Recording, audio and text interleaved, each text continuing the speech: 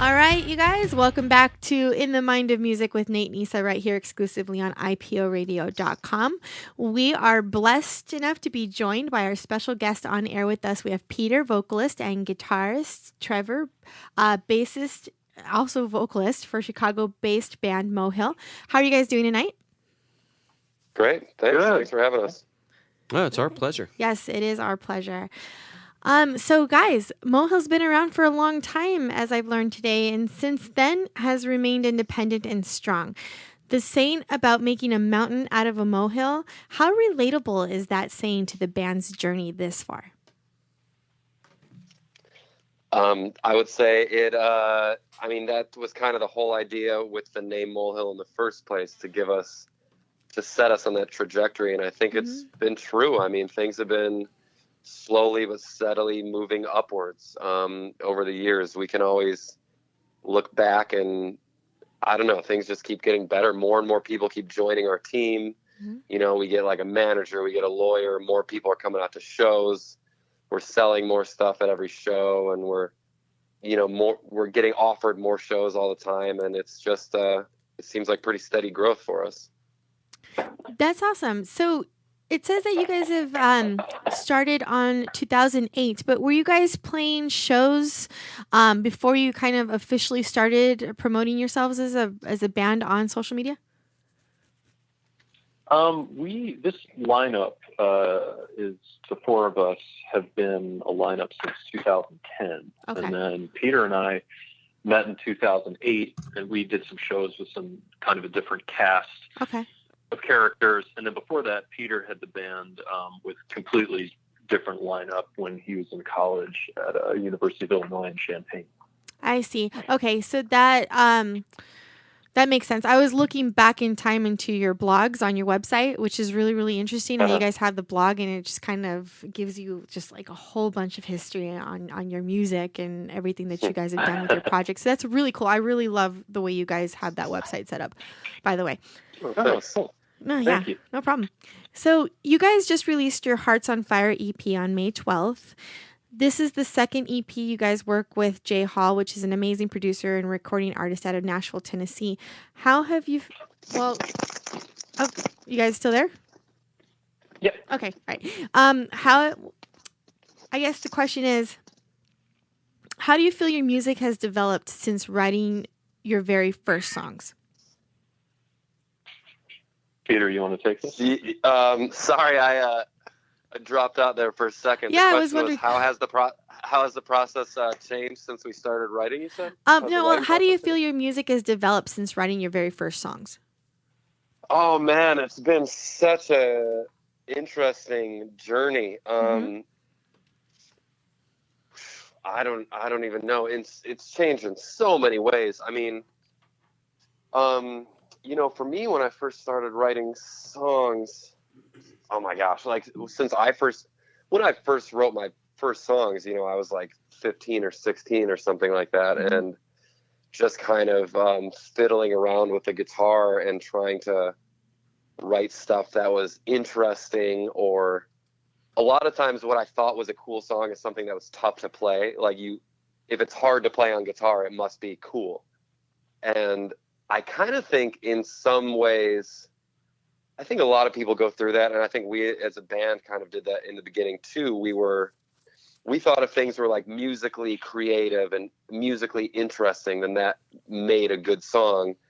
And because, we all have a lot of musical training where most of us were classically trained, and we've all been studying music for a long time. And what we've been trying to do more recently is just get as simple as possible and don't be musically interesting. Oh, interesting. And just try to have a strong hook is it. Like all that really matters is a great vocal melody. And ideally every instrument is playing some kind of singable hook is the ideal.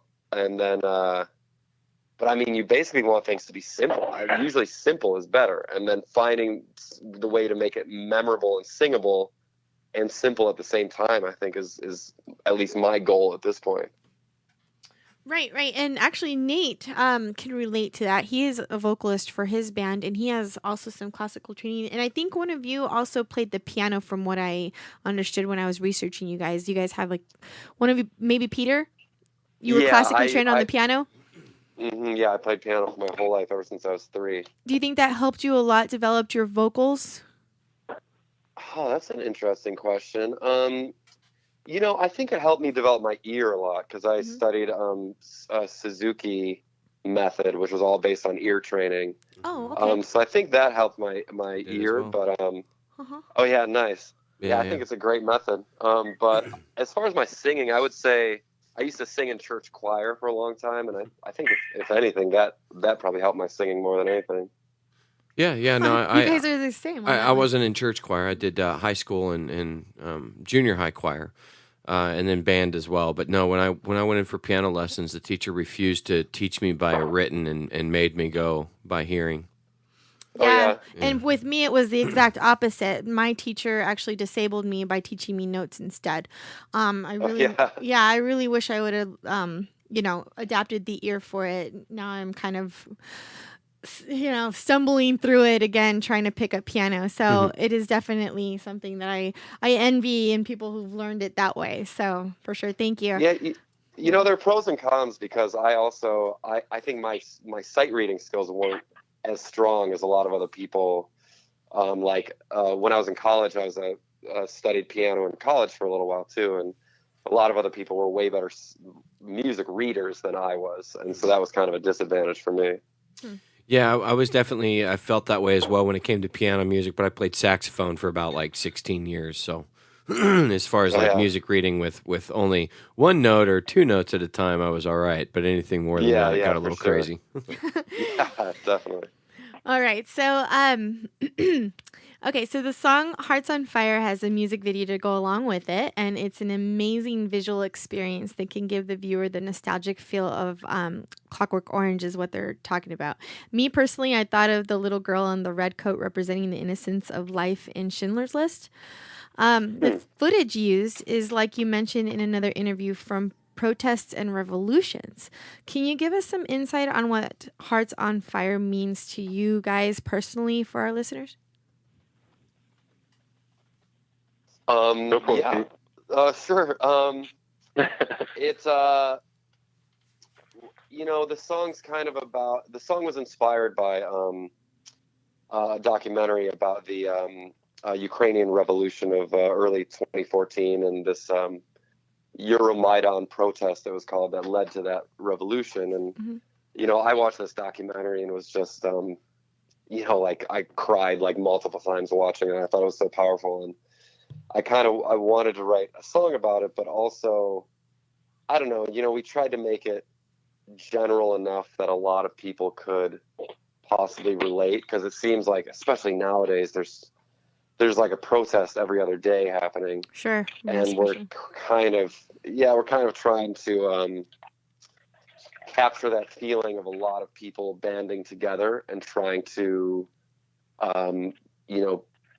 fight together for some greater good. And so it's kind of, if you really dig into it, the lyrics can be specifically about that Ukrainian protest and revolution, but really you're trying to make it just about the idea of just large groups of common people finding strength in numbers, basically changing history. Yeah, I like that, because at the beginning, you're in black and white, and as the video progresses, and you kind of go through this experience with this woman in the red coat, and all of a sudden you become colored and you're stopping people, for them to take that moment and listen, and that's great. I really liked the video. It was very impactful. Thank you so much. Yeah, I everybody can take a different piece of it and relate to it in a different way. I guess I related it to the way I saw it. So yeah, thank you for that. Nate here has to catch up with me and watch it. Yeah, she has not sent this video to me. No, I watched it. I'm usually the one that always does the research of our bands, and he's the musician that does the commentary. That's how we do it. All right. So you guys just came back from a Canadian Music Week tour. Any plans to extend this Hearts on Fire EP and make it a full album, then go out on the road again to support it? We're playing in Indianapolis this Saturday. Okay. We're working on some other dates in the summer. It could go a couple different directions right now. Mm-hmm. And we're playing a big show. Well, 2 shows in Chicago. We're playing a gig on June 3rd at this club called Martyrs. It's like kind of calling it cosmic late night. So a lot of people are it's gonna have a lot of black light people are gonna wear. Like glow in the dark stuff. And, that sounds cool. Yeah, that'll be cool. And then we have a really big show at House of Blues. I mean, big for us at House of Blues that we're going to be playing in the middle of July that we're really excited about. That's got a really great bill of bands as well. So yeah, those 2 things. And there, we're playing a charity event, which is going to be really great in Chicago. And then, there's a ton of stuff going on behind the scenes right now. Some of it we can talk about and some of it we can't. But okay. Yeah, suffice to say, like it's really busy, and that's what's happening, like kind of tour-wise, though. Mm-hmm. Okay. Yeah, the House of Blues, that'll be a fun show, man. Yeah, it's been a couple years since we played there, but we recently just saw probably, I'd say collectively, our band's favorite band, which is the great Scottish group Biffy Clyro, and that show is just incredible. Yeah, if you guys haven't listen to them, you should definitely check them out. Biffy Clyro. And yeah, they're, it's hilarious. They're this absolutely massive band in the UK. Like have headlined Reading and Leeds Festival, which is like 80,000 people or whatever. Mm-hmm. They, headlined they were built above 9 Inch Nails. And when they come over here, we saw them play for like 600 people. It's like 20 feet in front of the stage, and they're monster musicians, amazing songwriters, like all the things.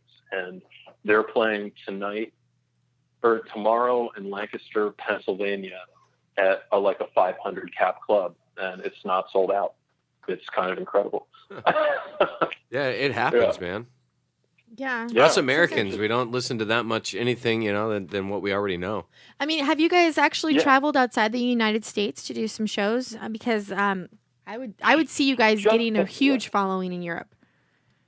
Yeah, I've toured Europe in some jazz bands, like some big bands when I was younger. But we, as Molehill, we've only played in outside of the States. Has been in Toronto, Canada. But we would love to do a European tour. Devin, our drummer, he was recently in Poland with a group that he plays with from time to time, and he was just really talking about how much enthusiasm there is over there for live music. Yeah. And it's just a different. I'm not like trashing the States or anything, but it's just a different type of it's different cultures. Yeah, how it works. They still have a different type of love for music over there that America used to have. That seems to be kind of dwindling into a more digital and single style. Yeah, it is a little bit from the musician friends that I have had throughout the years that have traveled outside of the United States. They've always said that it's a very different environment and a different reception that they give. So that's cool. So I have a question about your song "No Reprieve." The YouTube video is about 5 years old, but has that song actually been featured on anything outside of your albums, like on TV commercials or movies or anything like that? That sounds really familiar. We every once in a while I'll check in. We got some syncs with a company we work with, and sometimes it'll be on like this obscure like MTV German show in Germany. Mm-hmm. It'll like have shown up on some episode. So it's possible. I mean, nothing major, I think, in the U.S. markets. But I see. Yeah, because we're not always. Sorry, you're good. Go ahead. I was gonna say we're not always totally aware, because it's funny. Our lawyer the other day, he heard one of our songs playing at like a Pete's Coffee, which is like a national chain, and like it was one of our. It wasn't even one of our singles or anything. It was kind of one of our. I mean, it just wasn't something that we had ever promoted as a single, but it was kind of interesting that was just playing at this random coffee chain. We wouldn't have even known about it had he not told us. So those are such cool moments. I think those are such cool moments. We've had some of our friends and other musicians have had people on YouTube use their songs for different videos, as far as like cartoons or different like animes, for examples. And it's a really, really cool thing. I don't know how you guys feel about online free sharing and all that stuff. But I mean, how do you guys feel about that? Because you guys aren't really technically making any funds if somebody were to use your music like that.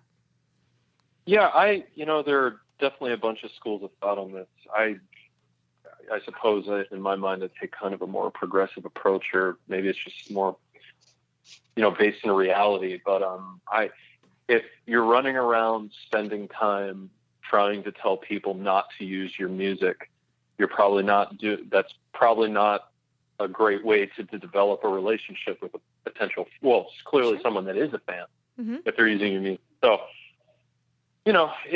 there's always ways to make a living. But I don't know. It seemed weird to like come down on somebody who's really excited about your music. Yeah, I don't know. I think there are different ways to approach it, but mine would not be to slap their hands. Well, yeah, as long as they're enjoying the music, and that's what you're making it for at the end of the day, right? So everybody can enjoy. Okay, Nate has an opinion about this. No, I agree. I mean, we have a lot of with my band, we have a lot of people that put it into, their gaming channel videos that they put up, or some people actually doing covers of the stuff on there. And it's, for me, the only time it becomes an issue is if somebody buys a CD, burns it, and tries to put it for download on a website. That's my only issue with anybody, when it comes to music and the use of music. Yeah. I don't think. I mean, I suppose there are some people that maybe set out and they were really happy when their music was pirated. I mean, I definitely have an issue with that too. I think the battle is always like fighting obscurity, because there's so much. And God, there's just so much material coming out every single day that you want people to be able to consume your music in any way that they want to. But I think it gets challenging because music is not necessarily maybe viewed in the same way that it was like 40 years ago. It's just kind of like this commodity that you do want people to understand how much goes into making this. It's not just, something that, some people do this, but it's not just something that you don't write a song in an afternoon, record it, stuff that night.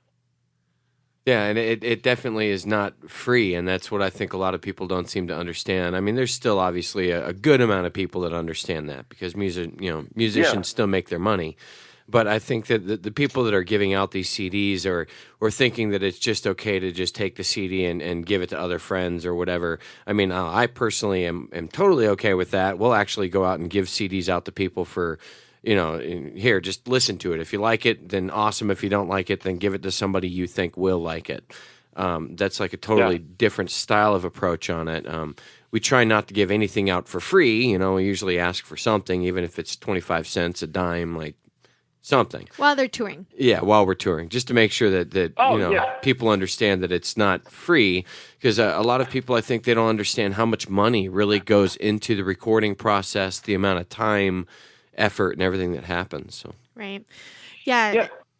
And I thank you guys for being honest about it, because we try to really stay on topics that are very current right now in the music industry, and our show is really geared for the musician, getting advice from musicians such as yourself on how to handle situations like these and everything that come up.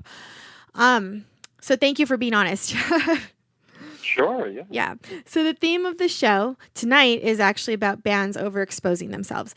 Do you think that playing too many gigs on a local level hurts a band when they're first starting out, and why or why not? Either one of you can answer this.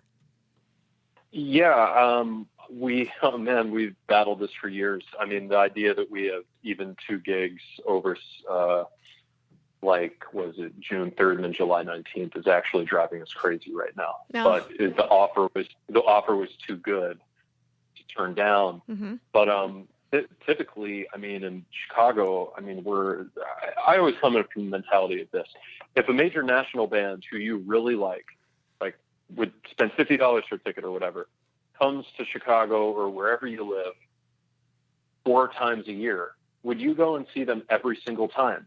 And there are, of course, the super fans that would do that, but most people would be like, no, I'll just catch them like once, maybe twice. That's what Nate says. Yeah, and so the idea of like a local band who, likely the lion's share of them are not on the level of, a nationally recognized act. I mean, certainly there are in almost every scene, but not everybody. It's like we spend a lot of time trying to make sure that we pick shows that we play that really make sense stylistically, and more than anything, that are people that come out and see us are really going to have a good time. Because you want to associate a good experience with Molehill. Mm-hmm. You want to experience, I'm going to go out to see those guys, but it's always kind of this thing. They always play at 1 a.m. or they play like every month, so they'll just play again. You need to kind of try to make it special. So it's really easy to play too much locally, for sure. One of the bands that we're playing with in June, I think they have a really good philosophy where they try to make every single show of theirs an event of some kind. Every single local show, they're either releasing new music or they're releasing a music video, or it's something like this show that we're playing where it's this it's called Cosmic Light Night, and it's this like special blacklight party thing. And they don't ever just play a show. Yeah. Yeah. Yes, everybody's teeth is going to be glowing. Yeah. No, but yeah, so it's like it's never they're just playing a show, It's always they're playing the show, and this is what the event is this time, Yeah. Which I think is a really cool way to do it. Yeah, I think I agree with that. That is actually really cool, and that wasn't on our list tonight of advice on that. It's really good. Make it an event. That's awesome. I like it. All right. So, what do you guys do outside of music to rejuvenate your creativity? I mean, I personally like to read books. Okay. Really like kind of escaping in some long epic novels, and that's usually a good way to get inspiration for new stories and things like that. Mm-hmm. Or sometimes I just like to, after like a big writing phase, we'll have these massive, we're about to enter a new one, but we have these massive writing pushes where we write as much as humanly possible, and then we will record, and then after that's all over, I like to just completely stop thinking about music at all and just live my life and clear my head for a little bit and see some friends and things like that. And that's a good way to kind of restore some of those creative juices. That way, next time I need to sit down and write, I'm ready to go again and not just burned out. Right. Yeah. Right. How about you, Peter? This is Trevor, actually. Oh, Trevor, sorry. Okay. I kind of lost okay. That's all good. I don't do it. I kind of am always trying to be writing. I don't always succeed with that, but I don't know. I read as well. I'm not so much into fiction. I read a lot of kind of like political books. I follow current events a lot. My aunt worked in the State Department for 30 years, and she sends me a manila envelope of articles that she thinks I will find interesting. She sends me those once a week. So I spend a lot of time reading, kind of policy stuff and things of that nature. But I walk every single day. I have this really awesome walking trail, kind of urban trail called the 606, right behind my apartment. And I usually spend at least a half hour, an hour every morning listening to some sort of entrepreneurial podcast while I walk. And that it motivates me to hear other people's stories and to hear how everybody who ever did anything has struggled like crazy at some point. So I spend a lot, and outside of music, I think is really important, because it makes you feel like, okay, you were in tech, or, I just listened to an interview with this guy who started 1-800-JUMP.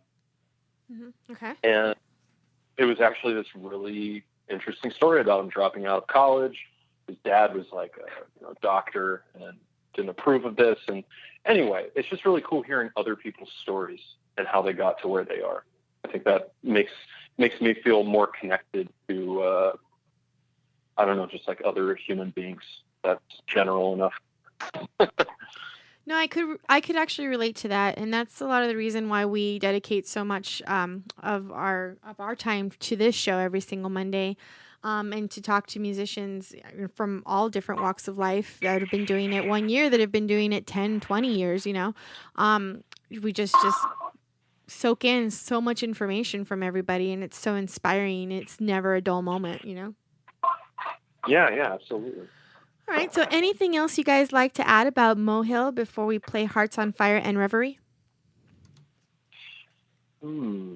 Just, if you like what you hear, please add us to your playlist, buy some songs on iTunes, or we also sell directly from our website. We have like a brand new run of T-shirts that people have really been giving us good feedback about. But more than anything, just if you like our music, tell somebody about it. Yeah, and send us a note. Yeah. Reach out and say hi. Yeah. We're friendly guys. We respond to everything. Yes, you guys are friendly. And I definitely agree. Word of mouth is a powerful, powerful thing. Yes. And the best PR out there. Yes. And I love the shirt, the logo, the little heart on fire. It's just great. I love it. Thank you so much. Oh, yeah. Thank you. Yeah, you guys are very, very welcome. So, all right, listeners, thank you for listening to our interview. Make sure that you check out Molehill's Facebook, Twitter, and Instagram at Molehill Music, and their website at www.molehillmusic.com.